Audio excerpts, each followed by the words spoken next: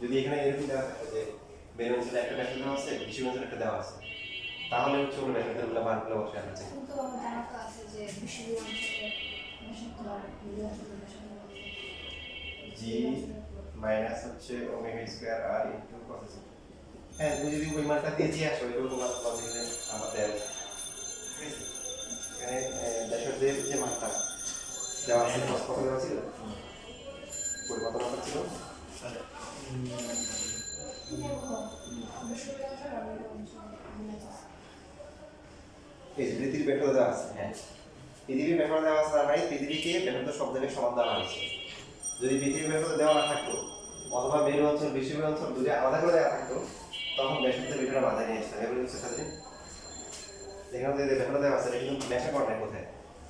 তোমার পয়েন্টটা ভ্যালিড, মানে এই এই ম্যাথের জন্য যে কনসেপ্ট ওরা দিছে সেগুলো করতে হবে। তো এখানে যেটা বলতে হবে যে এটা কি নেই, আর্নিক গতি নেই, ওমেগা জিরো গতি নেই, ওমেগা জিরো, তাহলে কি হবে? মেরু অঞ্চলে যা হবে বিষুবীয় অঞ্চলে কি তাই হবে।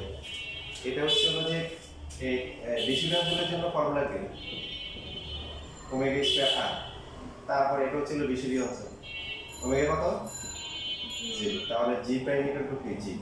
আর মেরু অঞ্চলের জন্য কত কত জি প্রাইম ইকুয়াল টু কি জি। দুইটাতেই সমান হবে, ওজনের কোনো পরিবর্তন হবে না।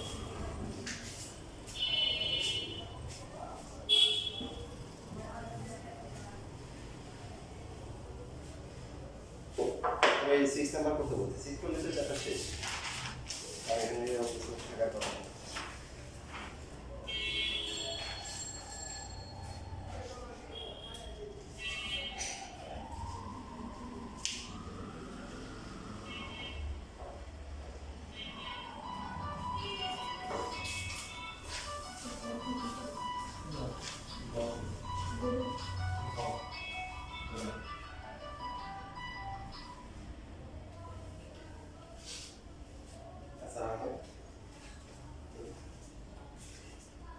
জি কে বলছেন?